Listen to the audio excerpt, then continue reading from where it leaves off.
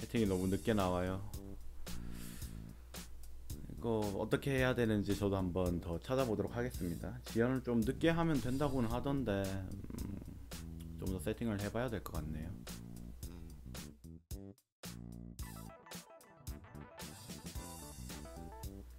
아니 다들 메이플 하러 갔나 왜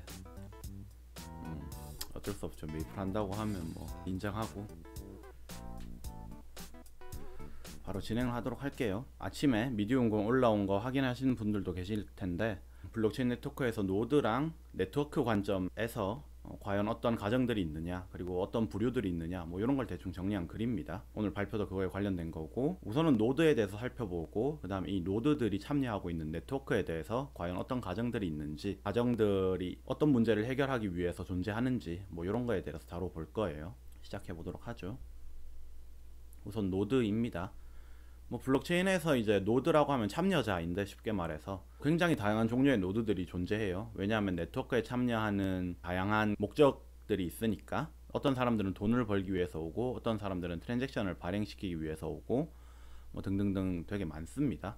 그런 사람들을 다 충족하기 위해서 만능의 그런 클라이언트를 만들 수는 없어요. 모든 기능을 다 포괄할 수는 있지만 그러면 되게 헤비하고 불필요한 기능들, 뭐 예를 들어 작업 증명에 참여하는 연산들, 이런 연산들은 지갑 그냥 쓰기 위한 사람들에겐 필요가 없잖아요. 꼭 필요한 기능들만 포함하고 나머지는 다 배제한 그런 종류의 노드들이 존재를 합니다. 대표적으로 이렇게 나눌 수가 있는데, 물론 이거 외에 더 많은 노드 종류들이 있습니다. 또한 블록체인 프로토콜이 바뀌면은 더 다양하게 존재를 할 수도 있고요. 비트코인 라이크한 그런 블록체인을 보고 있고, 대표적인 애들을 이제 좀 정리를 해봤는데, 첫 번째는 풀노드입니다. 풀노드는 뭐 쉽게 생각하면 블록체인의 모든 기능을 다 가지고 있는 클라이언트인데, 엄밀히 말하면 모든 기능을 다 가지고 있진 않아요. 풀노드가 결국 하고자 하는 건 네트워크에 이제 참여하고, 네, 대형 크로마키로 바꿨습니다. 그늘이 좀 진 것 같은데 이제 그늘 안 졌죠? 비싼 걸로 바꿔가지고 좋아졌습니다. 김도 안 껴요. 풀로드는 검증에 필요한 블록체인 데이터를 가지고 있고, 모든 블록체인 데이터를 가지고 있냐라고 하면 맞기도 하고 좀 아니기도 하다고 생각을 해요. 풀로드 입장에서는 검증에 필요한 데이터만 좀 가지고 있으면 되고, 검증에 필요하지 않은, 현재 블록체인의 블록 검증에 필요하지 않은 데이터는 굳이 들고 있을 필요가 없겠죠. 반대로 이제 아카이브 노드, 뭐 특히 이더리움에서 아카이브 옵션이 있는데, 이 아카이브 노드 같은 경우에는 모든 데이터를 다 저장을 하고 있습니다. 그래서 특정 블록에, 즉 특정 시점에서의 상태 요청하면 바로 받을 수 있고 전부 다 기록하는 그런 노드가 있고요. 라이트 클라이언트라고 하면은 검증을 수행할 수는 있는데, 그 검증의 이제 범위가 블록 헤더에만 한정이 됩니다. 그래서 블록 헤더에 대해서는 검증을 할 수 있는데, 블록 바디 정보, 즉 트랜잭션 정보는 수집을 안 해요. 인베디드 디바이스라든가 스마트폰이라든가 이런 데에서 저장 용량의 한계가 있어서 블록 헤더만 들고 있고 블록 헤더만 검증하고 최소한의 그런 데이터만 소지하고 있는 게 경량 클라이언트라서 트랜잭션에 대한 검증을 할 필요가 되게 많은데, 그런 경우에는 SPB 검증을 통해 가지고 풀로드의 도움을 받아서 증명을 받아와서 수행할 수는 있습니다. 근데 물론 그 트랜잭션에 대한 검증, 완벽한 검증은 아니에요. 이 트랜잭션이 갖고 있는 어마운트가 과연 밸리드한가, 뭐 이런 기존의 거래 정보라든가 이런 것들이 없기 때문에 트랜잭션의 유효성을 입증하기는 조금 힘든데, 대신에 이 트랜잭션이 이 블록에 존재했다라고 하는 존재는 머클 증명을 이용해서 증명을 할 수 있기 때문에 이용할 수 있는 그런 서비스들이 있다. 그래서 이제 자주 활용이 되는 클라이언트고요.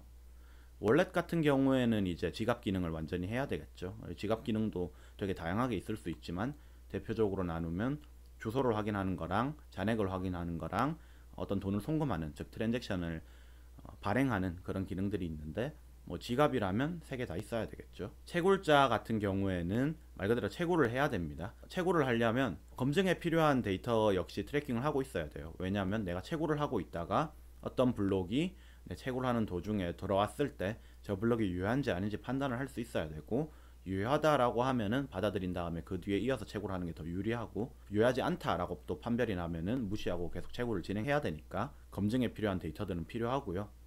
주소 확인 기능은 필요한 이유가 내 어드레스가 어떻다를 알아야만 보상을 주장을 할 수가 있겠죠.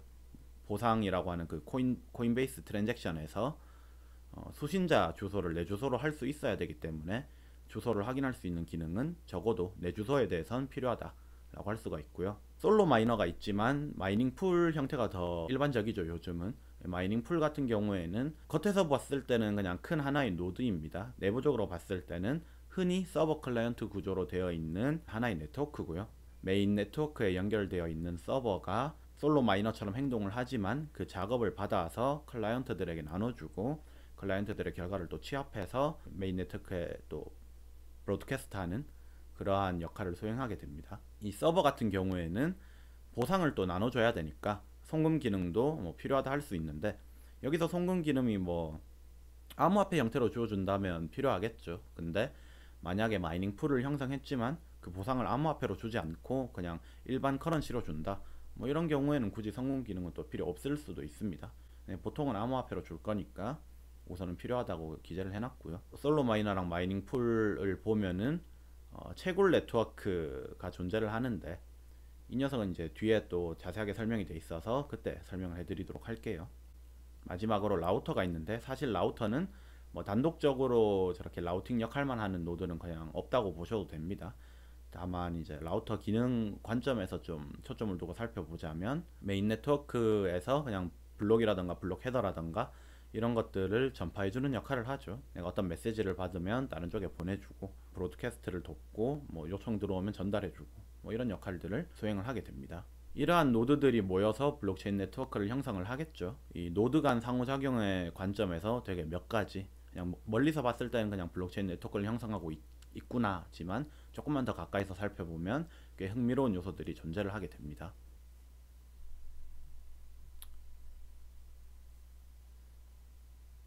아까 제가 다 설명드린 부분이고, 네, 글로써 적어놓은 거고요.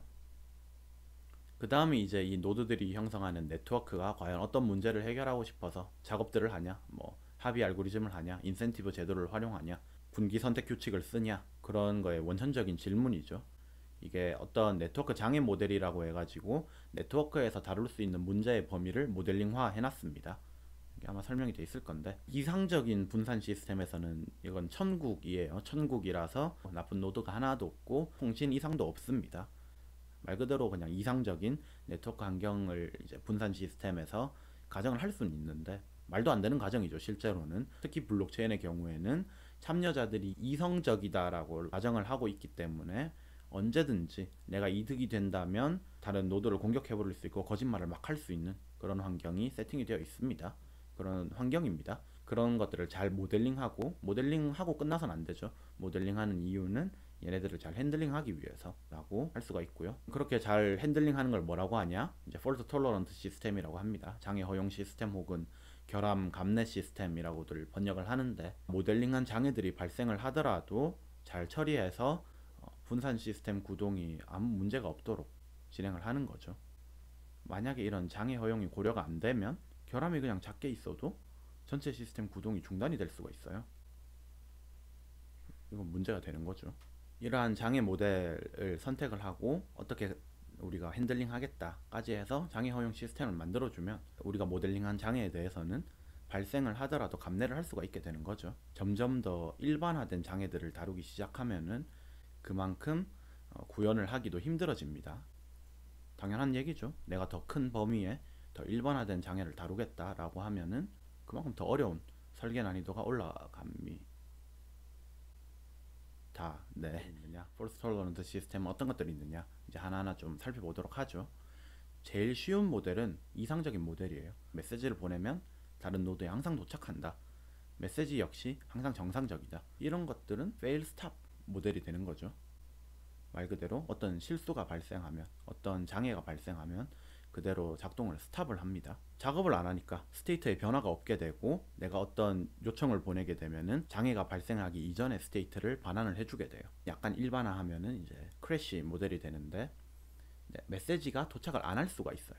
근데 메시지가 도착을 하지 않는다? 그러면 그 노드 장애가 있었다, 이렇게 간주해버리는 겁니다. 그 다음 조금 더 일반화된 모델인 오미션 모델이 등장을 하게 되고요. T 시간 안에 도착을 안 하면 쟤는 누락된 거다, 메시지가 그냥 누락된 거다, 이렇게 취급을 해버리는 겁니다. 문제는 있어요.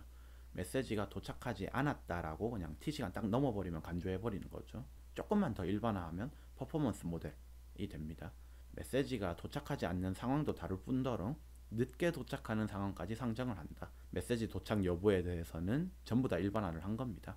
문제는 이제 메시지 정상 여부가 되겠죠. 성능 모델에서는 메시지는 항상 정상적이다라고 우리가 취급을 하지만 악의적인 메시지를 발생시키는 그런 노드들이 존재한다고 가정을 한다.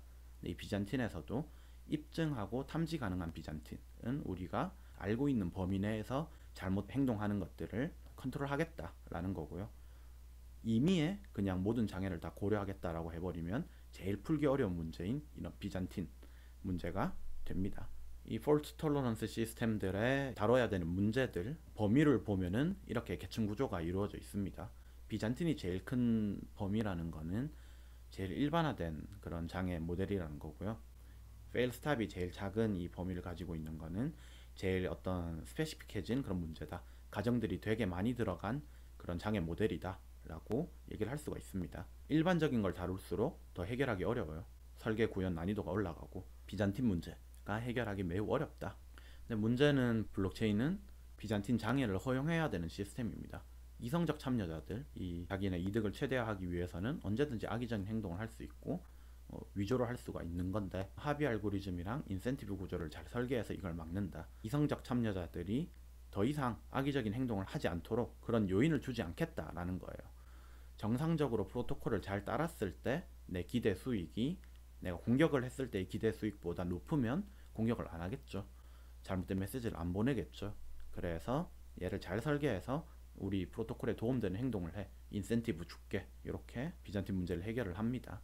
실제로 잘 돌아가고 있죠. 비트코인이 나온 지 10년이 넘었는데 10년 동안 잘 굴러가고 있는 구현체도 있고 비잔틴 장애 모델을 효과적으로 다루는 시스템이지만 몇 가지 그냥 내재하고 있는 가정들이 있어요. 암묵적인 가정들이 존재하고 간단하게 소개를 드리도록 하겠습니다. 첫 번째는 계속 얘기했던 그런 이성적 참여자예요. 근데 현실은 이성적이지 않을 수가 있단 말이에요. 본인이 이타적일 수도 있겠지만 내가 어떤 공격을 할 수 있겠다, 이런 공격 통하겠다라고 해도 클라이언트 프로그램을 수정할 수 있는 능력이 없거나 아니면 아직 구현되지 않은 기능이거나 혹은 아예 프로토콜 밖에서 일들이 일어날 수 있습니다. 뭐 예를 들어 거버넌스를 통해서 롤백을 한다던가 이런 것들은 분명히 합의에 반하는 프로토콜 단에서의 합의 알고리즘에선 반하는 일들인데 빈번히 일어난다는 거죠. 이런 것들로 인해서 행동을 예측하기 어렵습니다. 또한 네트워크도 궁극적으로 동기화돼 있어야 돼요. 메시지가 보내면 언젠가는 상대방들에게 다 도달을 해야 된다 라는 거고, 이는 왜 그러냐면 네트워크가 일시적으로 분할 상황에 처할 수는 있겠지만 영구적인 분할이 일어나면 그냥 그거는 다른 네트워크거든요. 그래서 그런 일들은 없다라고 당연하지만 가정을 하고 들어가게 됩니다. 또 담합 문제인데 이것도 이제 꽤 흥미로운 부분이에요.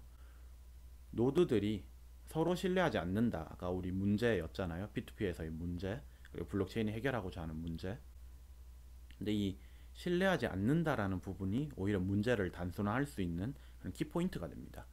왜냐하면 네트워크 참여자들이 서로 신뢰하지 않는다라고 가정을 해버리는 순간 담합이 없게 되거든요. 언제든지 배반할 수 있는 사람들이기 때문에 담합이 영구적인 그런 절대적인 담합이 없게 됩니다. 프로토콜을 설계할 때 그냥 배제를 해버릴 수가 있는 거죠. 다른 하나는 뇌물인데 아까 담합이랑 어떻게 보면 비슷한데 조금 달라요. 뇌물은 뭐 예를 들어서 전노드만 오케이 하면은 내가 네트워크 전체에서 굉장히 큰 이득을 얻어갈 수 있는 공격을 할 수 있다. 그러면 전노드를 회유를 하겠죠. 회유를 어떻게 하냐? 블록체인 쪽에서는 다 인센티브라든가 이런 암호화폐로 다 해버리죠. 그래서 내가 이만큼 돈을 주겠다, 뇌물을 주겠다, 대신에 이렇게 참여해달라, 그래서 오케이 해서 하는 그런 경우는 없다라는 겁니다. 프로토콜 밖에서 일어나는 이런 일들은 가정하지 않고 뇌물 수수, 담합 뭐 이런 건 없다라고 가정을 하면 문제가 훨씬 단순화되는 그런 경향이 있죠. 네트워크에서 뭐 이런 네트워크가 의미는 있는지 모르겠지만 모든 참여자들이 거짓말만 하는 정직하지 않은 그런 네트워크 구조 상정을 할 필요가 없겠죠. 그래서 적어도 하나의 노드는 정직한 상황을 가정을 해야 되는데 적어도 하나의 노드가 정직해야지만 합의 역시 유효하다라고 할 수 있습니다. 내가 진짜 절대적으로 유효한 게 뭐고 절대적으로 합의를 잘 이룬 게 뭐고를 판단을 할 수가 있어요. 40분 정도 진행했는데 적당한 것 같아요. 1시간이라고 했으니까 빨리 마치시고 또 빨리 메이플 하러 가셔야 되니까 질문 없으시면 마치도록 하고요. 즐매하세요. 칼퇴하세요. 들어주셔서 또 감사하고 라이브 이렇게 또 참여해주셔서 더더욱 감사하고 열심히 할 테니까 응원해주시면 감사하겠습니다. 고생하셨습니다. 오늘 참여해주셔서 감사해요. 유바.